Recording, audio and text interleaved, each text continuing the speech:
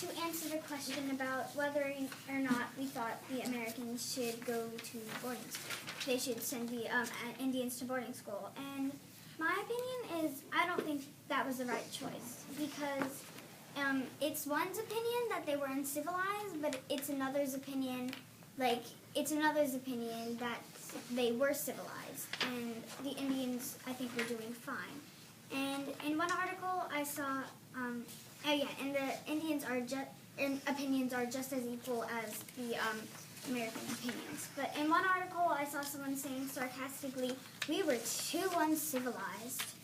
So I think that shows, since he was saying it sarcastically, that he really doesn't think that they had to put them in boarding school. And I think they were getting education from their families. And when they were sent away from their families, it was harder for their families to do the work. And they were already a poor country, and without the children working with them, it was harder. I'd like to add on to what Patricia said about it being unfair that the Americans forced the Indians to do what they want. And I think the Americans did not do the right thing by placing Native American children in boarding schools. And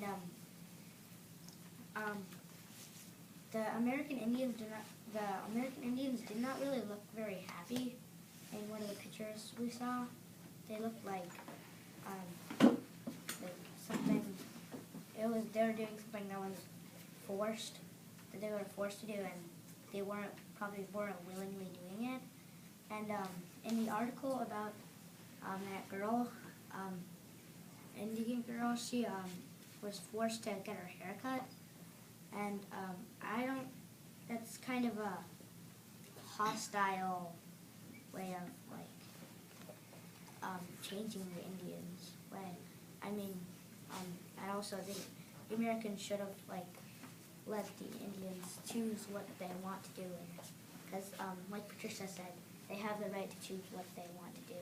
They have an equal right as the American people do, and maybe even a bigger right because they were the first ones in America, so probably a bigger right. Yeah. Just imagine someone coming over to your country and saying, "Oh yeah, you have to go to boarding school." I agree with Joe and Patricia.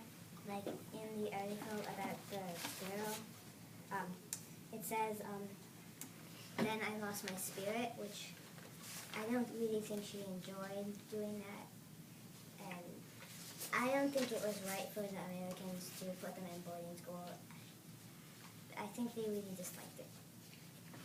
I would like to add on to what Emma said, because Captain Pratt said we can end their existence among us as such separate people by a broad and generous system of English education and training. It's kind of like saying they're going to force them into boarding school, and it doesn't seem like Captain Pratt thought about it from the Indians' point of view. I'd like to add on to what Avi said, because it seemed like Captain Pratt was doing how he said it also was a very hostile way. He was we can end their existence among us as a separate nation, and that just sounds kind of wrong. Harsh. Yeah. I agree with Abby and Avi and Joel, because later Captain Pratt said something about making them, getting them to be able to feed and clothe themselves, and I think that wasn't fair to say that, because the Native Americans could already clothe and feed themselves without the help of the Americans. I agree with Diane because it says, from Indian Boys at Hampton, it says, when I was an Indian, I used to water my father's horse. I used to hunt deer. I bring home my friend all eat. So they could live without the Americans coming. Because the Americans think they can't do it by themselves. but they actually can, because they did it before they even came. I agree with Maggie because the Indians were already pretty civilized because they thought in their culture they were civilized.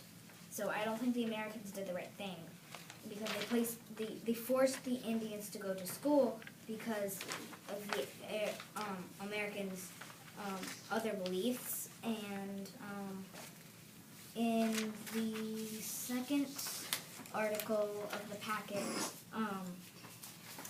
I think it sounds like maybe the Americans were forcing them to be like that even before the Indians went to school, because it says, "My dear daughter, ever since you left me, I have worked hard and put up a good house, and I am trying to be civilized like the whites, so you will never hear anything bad from me. When Captain Pratt was here, he came to my house and asked me to let you go to school." So it sounds like before the Indians were even forced to go to school, some of them were forced to be like the whites already. I I would agree, because, like, I mean, like, if I looked at all these pictures and, like, none of the Indians are really smiling at all. They're all, like, kind of have a serious look on their face, which I think that shows that they're not really happy to go to school, so I don't think that whites should have forced them to go to boarding school. I'd like to add on. I'd like to take the conversation in a different direction. Yesterday, my sister was telling me about, I think it was an Indian named Malala, and she protested that Indians go to school, and the Americans were very rude to her, and they shot her, and it still didn't kill her. And even after that, she made this huge speech about how the Indians had like the same rights as the Americans, and I think that's sort of connecting to this. How if they think they're civilized, their opinion is just as important as them. Let's let somebody that hasn't had a turn also talk. I think that I agree with Patricia that they shouldn't have been as bad, like that bad to the Indians.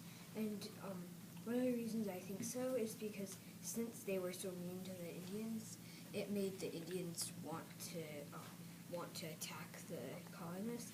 So then the colonists ended up fighting the Indians, and even though they were trying to make the Indians more like them, they actually ended up making the Indians less like them. I agree with Krista. What Krista said was like they were like forced to go to school, and the woman was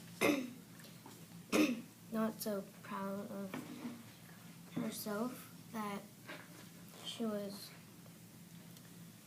not as civilized like whites. And also I saw one picture that the Indians was sitting on the ground, not like concrete or something. And like I know they were uncivilized. The Americans didn't help them. Okay. Also, I think I agree with Benjamin and Krista, and also they, it seemed like the Americans were not, it was some Americans that actually did think the Indians were okay, but most of the Americans were trying to force the Indians to do their ways. Was there any evidence that about how the teachers felt about the students? Yeah. It says over here, it says, "I am very glad to write about the Indian girls because I am so much interested in them. There are 24 in the boarding school. Their ages range about from 6 to 18 years. They are quick learning and do very nicely indeed in drawing." So, which makes me think that the teacher actually really liked the children because they went very well in the school and learned quickly. I agree with Emma, and because I think that this whole section like all of these letters and stories talk about how they changed and the will of the Indians versus the will of the Americans and the greed of the Americans. So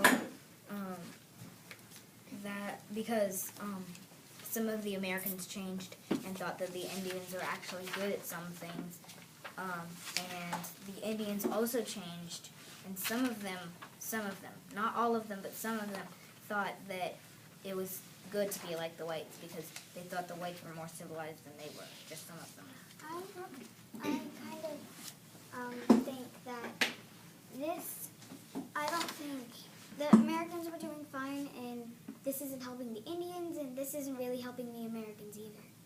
So if it isn't helping the greedy Americans, and it isn't really helping the Indians, then why even put them in boarding school? Can you guys think of an alternative instead of pulling them out of their homes? What can you think of a different solution? What might have been a better solution? They could make their parents, I think they could make their parents educate them. Okay. Their parents usually do a good job of educating. Did you have a comment about that? Well, I think we should have probably instead of putting getting them away from their families and putting them into boarding schools. I agree with Patricia that they should probably have made their parents teach them instead of putting them out of their homes. Yeah, I think if they had wanted to put them in boarding schools, I think they should have at least asked for their opinion first. Yeah, Because they were kind of forcing them to go into the schools. I agree with What's Monica that, and Patricia. Diane? I think actually had first. So. I think that they should have let the Native Americans decide whether they wanted to go to boarding schools or not, because in some of the articles in this, it said that, in some of the quotes, it said that they actually liked going to school, but then some of them didn't. So I think they should have let them decide before they forced them. Because it says in one of the passages, it says they told me they went to school, so they did, and then it says, well, I don't think they really liked them either, but they did go to school, so I agree with how Patricia and Monica said that they should let them, their parents should teach them. We're going to wrap this up. Could you add opinion to the big ideas in literature? Sure. I did want to wrap up the conversation, and thank you guys for the way you took turns and for the way that you had such an intellectual discussion. And my favorite thing was that you really referred back to these primary source documents.